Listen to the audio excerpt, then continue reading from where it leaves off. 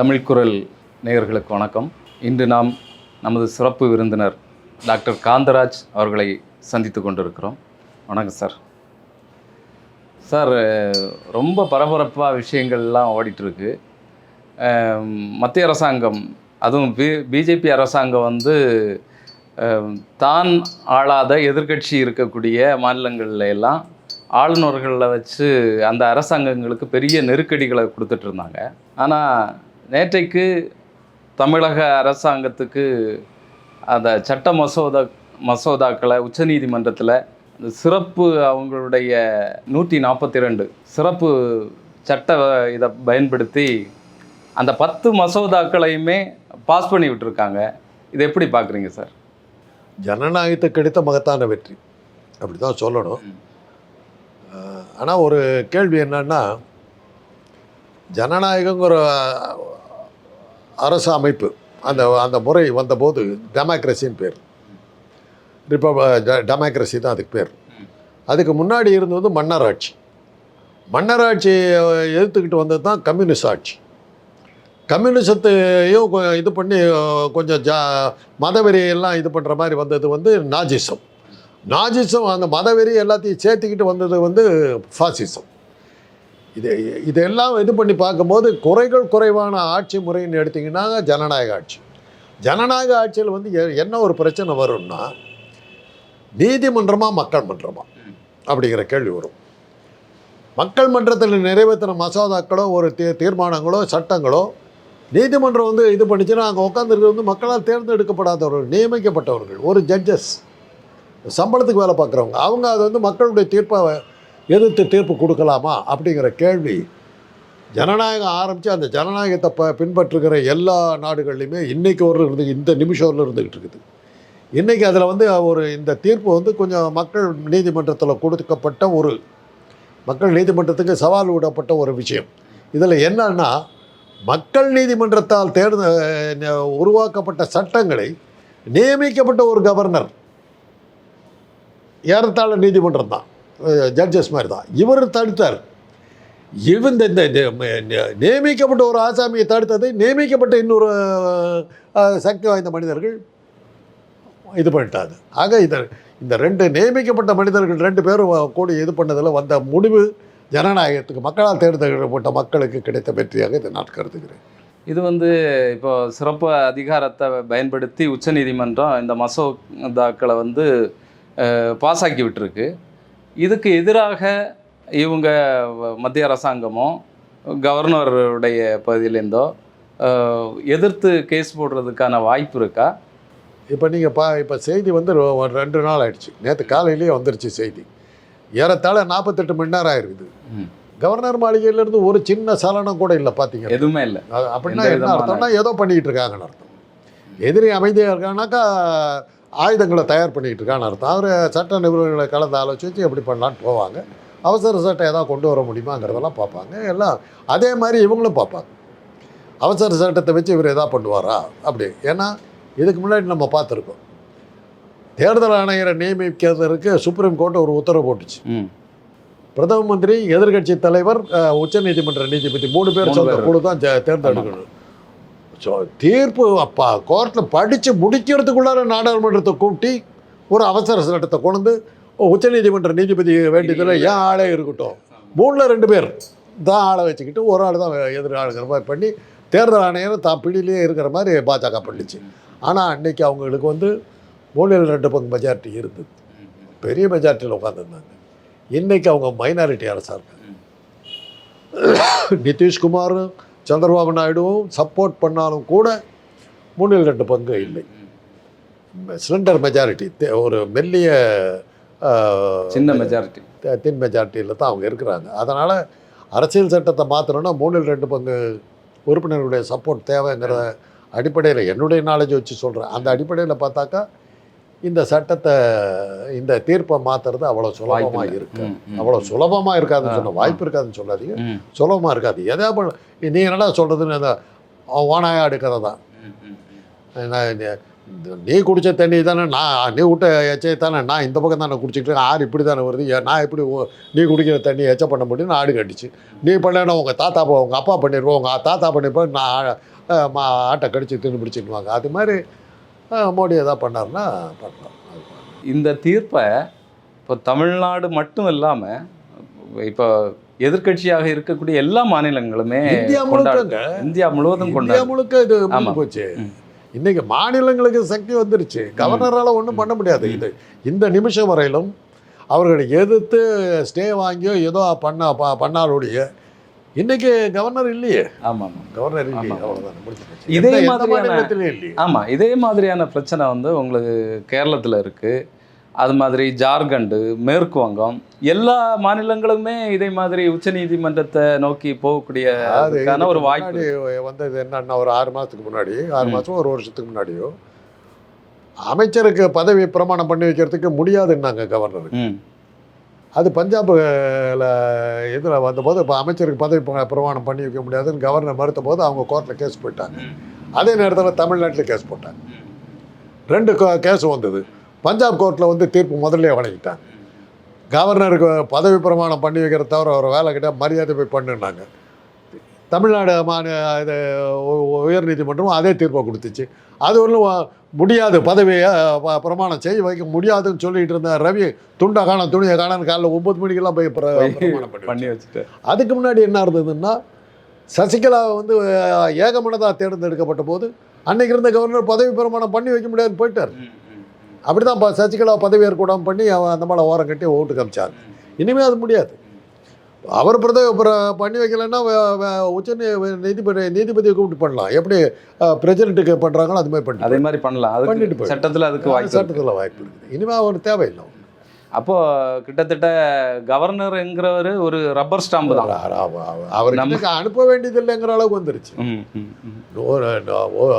1 மாதம் 3 மாதம் அவ்வளோதான் அவருக்கு. மேக்ஸிமம் டைம் வந்து 3 மாதம். 90 நாளுக்கு மேலே நீங்கள் எதையுமே வச்சிருக்க முடியாதுன்னு ஆகிப்போச்சு. அவ்வளோதான். அப்படி வச்சிருந்தாலும் நிறைவேற்றப்பட்டதான் அர்த்தம் விட்டாங்க, முடிஞ்சு போச்சு. அவங்களுடைய சுய அரசியல் ஆதாயங்களுக்கு கவர்னர் இல்லை. அது அவங்க வந்து ஏதாவது அவசர சட்டம் எதையாவது கொண்டு வந்து வரம்புகளை எல்லாம் மீறி எதாவது பண்ணி கொண்டு வந்தாலுடைய இன்னைக்கு இருக்கிற சூழ்நிலையில் கவர்னருக்கும் ரவிக்கும் எனக்கு பெரிய வித்தியாசம் இல்லை. என்னாலையும் ஒன்றும் பண்ண முடியாது, அவராலே ஒன்றும் பண்ண முடியாது. அவ்வளோதான். இல்லை, இவ்வளோ கடுமையான ஒரு தீர்ப்பை வந்து வழங்கியிருக்கு. அந்த தீர்ப்பிலேயே வந்து அரசாங்கம் வந்து மக்களால் நியமிக்கப்பட்ட ஆட்சியாளர்கள் கொண்டு வரதை நீங்கள் ஒப்பு வைக்க வேண்டியதான், வேறு வழியே கிடையாது அப்படின்னு சொல்லியிருக்காங்க. இது கவர்னர்களுக்கு எதிரான மிகப்பெரிய கடுமையான தீர்ப்பு. இதை வாங்கிட்டு இவர் வந்து ராஜினாமா பண்ணுவாரா, இல்லைன்னா மத்திய அரசாங்கம் கவர்னரை திரும்ப சொல்கிறேன்? 48 மணி நேரம் ஆயிடுச்சு. இது வரலாம் அந்த சைட்லேருந்து எந்த மூவும் காணோம். அது ஏதோ அவங்க பார்த்துக்கிட்டு இருக்காங்க. ராஜினாமா பண்ண வேண்டிய அவசியம் இல்லை. ஆனால் அவங்க கொடுத்துருக்கிற தீர்ப்பு பிரகாரம் அவரை கைது கூட பண்ணலாம். சட்டவிரோதம். ஆனால் அதுக்கு சட்டத்தில் சட்டவிரோதம்ன்ற போது குற்றவாளின்னு ஆயிடுது. கவர்னருங்கிற போஸ்ட்டில் இருக்கிறதுனால அவங்கள வந்து கைது பண்ண முடியாது. அவ்வளோதான். அதான் ஆர்எஸ் பாரதி சொன்னார். குற்றவாளி ஜெயிலில் தள்ள வேண்டிய குற்றம் வேற யாரும். அந்த கவர்னர் பதவியில் இருந்தால் அவர் ஜெயிலுக்கு போயிருப்பார். ஜெயிலுக்கு போகாமல் வெளியே இருக்கிறதுக்கான ஒரு கவர்னர். அதனாலேயே ஒருவேளை ராஜினாமா பண்ண இருக்கலாம். ராஜினாமா பண்ணால் ஜெயிலுக்கு போக வேண்டியிருக்கும். ஆனால் அப்படி ஒரு சட்ட பாதுகாப்பை இந்தியன் சட்ட பாதுகாப்புக்காக தான் அவர் வந்து எந்த ரியாக்ஷனும் கொடுக்காம உட்காந்துருக்காரு என்னுடைய அனுமானம். அப்போ அவர் கவர்னர் பதவியை இன்னும் ஸ்ட்ராங்காக பிடிச்சிக்கிட்டு இருந்தாலும் இல்லாட்டி புழல் தான். புழல் இல்லாட்டி திகார் ஏதாவது. இதை தொடர்ந்து இன்னொரு கேள்வி சார். இப்போ இதே மாதிரி தான் நீட்டை வந்து கவர்னர் வந்து ஜனாதிபதிக்கு அனுப்பி வச்சார். இப்போ அந்த நீட்டு தேர்வுக்கு எதிரான ஒரு அனைத்து கட்சி கூட்டம் வந்து தமிழ்நாட்டில் கூட்டியிருக்காங்க. இதுவுமே உச்சநீதிமன்றத்தில் போனால் நமக்கு சாதகமாக வரக்கூடிய வாய்ப்பு அப்ளை போது 2 தடவை தீர்மானம் நிறைவேற்றிட்டாங்க. பழைய சட்டமே இருக்குதுங்க. ஒரிஜினலாக இருந்த இந்திய அரசியல் சாசன சட்டமே என்னன்னா, ஒரு மாநிலமோ ஒரு நாடாளுமன்றமோ 2 முறை தீர்மானம் நிறைவேற்றினா 2 முறை வந்து கவர்னரோ பிரசிடென்ட்டோ நிராகரிக்கலாம். மூணாவது தடவை அவங்க தீர்மானத்தை கொண்டு வந்தாங்கன்னா சைன் பண்ண வேண்டியது, அவங்க சைன் பண்ணலனாலும் ஆட்டோமேட்டிக்காக பாஸ் ஆயிடும். பிரசிடென்ட்டுக்கு அதே தான், குடியரசுத் தலைவருக்கு அதே தான், கவர்னருக்கு அதே தான். மூணாவது தடவை கொண்டு வந்தாக்க அவருக்கு நிறுத்த முடியாது. இவர் அந்த மூணாவது தடவை வந்ததான் நிறுத்தி வச்சுக்கிட்டாரு, எங்கேயுமே அனுப்பாமல் திருப்பி அனுப்பாமல் வச்சுக்கிட்டு இருந்தார். அதனால தான் சட்டமாக்க முடியாமல் போயிடுச்சு. அதை தான் இப்போ வந்து இவங்க வாங்கிட்டாங்க. ஆனால் அப்போ ஜனாதிபதி பண்ணதுமே சட்டத்துக்கு புறம்பானது தான். அது ஜனாதிபதி அவங்க என்ன வேற என்ன பண்ண முடியும்? திரௌபதி முர்மு வந்து இவங்களை முறைச்சிக்கிட்டு ஜெயிலுக்கா போவாங்க? ஆட்சியாளர்கள் என்ன சொல்றாங்களோ அதை கேட்டுட்டு இருக்கவங்க தான் அந்த பதவியிலே உட்கார வைக்கிறாங்க. ஆமா ஆமா. இப்போ ரவி மேல குற்றம் சொல்றதுல அர்த்தமே இல்லையே. ஆண்டவன் சொல்றான், அருணாச்சலம் செய்யறான். அவர் வெறும் அம்பு. அமித்ஷா சொல்றாரு, ரவி செய்யறாரு. அவ்வளவுதான். சரி சார், சரி சார். இன்னைக்கு தமிழ்நாடு அரசு கூட்டியிருக்கக்கூடிய நீட் தேர்வுக்கு நீட்டுக்கு நேரம் நெருங்கிடுச்சுன்னு அர்த்தம். அதுக்கு ஒரு அனைத்து கட்சி கூட்டத்தை வந்து போட்டிருக்காங்க.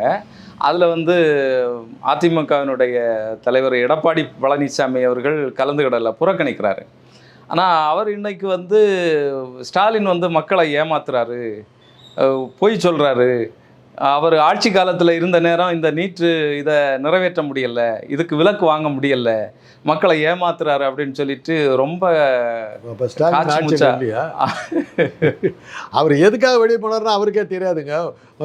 நிருபர்கள்லாம் இதுக்கு மாற்றப்புறம் தெரியலீங்க, எதுக்காக வெளியே வந்தால் வெளிநடப்பு செய்கிறோம், ஆட்சி அசிங்கமாக இருக்குது. அமித்ஷா கிட்ட இவர் வந்து வெளியே போன்னு சொல்லிவிட்டாங்க. அமித்ஷா கிட்ட தாங்கிட்ட தான் கட்சிக்கு இருக்குதுங்கிறத காட்டுறதுக்காக 2 முறை வெளிநடப்பெல்லாம் பண்ணி எம்எல்ஏக்கள்லாம் என் கூட தான் இருக்காங்கங்கிறத காட்டுறதுக்காக இந்த ட்ராமா அவர் போட வேண்டியிருக்குது. அதனால தான் ஸ்டாலின் ட்ராமா போடுறாரு. நீ போடுறது தான் ட்ராமா, உலகத்துக்கே தெரியும். என்கிட்ட தான் எம்எல்ஏக்கள்லாம் இருக்காங்கன்னு அமித்ஷா கொடுத்த விடப்பட்ட எச்சரிக்கை தானே ஒளி இது தமிழ்நாட்டு ஆளுங்கட்சிக்கு அது இது பண்ணலை. எல்லா எம்எல்ஏ என்கிட்ட இருக்காங்க, என்னை வந்து வெளியே அனுப்ப முடியாது, நீ செங்கோட்டையனை இது பண்ண பார்க்காத அப்படின்றதுக்கு தான் அவர் வெளிநடப்பு பண்ணது. 2 நாள் வெளிநடப்பும் அதுக்கு தான் பண்ணார் அவர். ஆனால் இதுக்கு முன்னால் வந்து பல விஷயங்களில் தமிழ்நாடு அரசாங்கம் நிறைவேற்றக்கூடிய பல்வேறு மசோதாக்கள் இல்லைன்னா தீர்மானங்களில் எடப்பாடி பழனிசாமி அவர்கள் உறுதுணையாக இருந்திருக்கிறாரு, இல்லைன்னா ஆதரவு தெரிவிச்சிருக்காங்க. ஆனால் இன்னைக்கு அவர் எடுத்திருக்கக்கூடிய நிலைப்பாடு ரொம்ப ஸ்ட்ராங்காக, நான் உண்டுன்னா உண்டுன்னு சொல்லுவேன், இல்லைன்னா இல்லைன்னு சொல்லுவேன், நான் முதுகெலும்புள்ளவன் அப்படின்னு எல்லாம் பேசுகிறாரு. அதான் முதுகெலும்பு இல்லை அப்படின்லாம் போட்டு இவரை கண்ணா அப்படின்னா எல்லாம் கிண்டல் பண்ண ஆரம்பிச்சிட்டாங்க. முதுகெலும்பு இருக்கிறதா காட்டுறதுக்காகவும் அமித்ஷா கிட்ட இந்த அன்னைக்கு தேர்ந்தெடுக்கப்பட்ட எம்எல்ஏக்கள்லாம் கட்டுக்கோப்பாக என்கிட்ட தான் இருக்காங்க, நீ என்ன விட்டுட்டு செங்கோட்டையனை போட்டால் ஜாக்கிரதைங்கிறதுக்காக அமித்ஷாவுக்கு விட்டப்பட்ட எச்சரிக்கை தான்.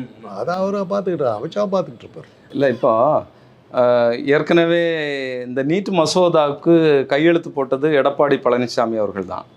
இன்றைக்கி நீட்டு தேர்வுக்கு எதிரான அனைத்து கட்சி கூட்டம் நடக்குது. அப்போ இந்த பழி தன்னுடைய மேலே வரக்கூடாது அப்படிங்கிறதுக்காக பழைய வரலாறை மறைக்கும் விதமாக இவர் இந்த மாதிரியான பேட்டிகள்லாம் கொடுத்து இப்போ இந்த இதுலேயும் அவர் கலந்துக்காமல் போனதுலேருந்து அவர் நீட்டுக்கு இன்னும் ஆதரவாக இருக்காங்கிறது இன்னும் உறுதியாக இல்லை தெரிஞ்சு போச்சு.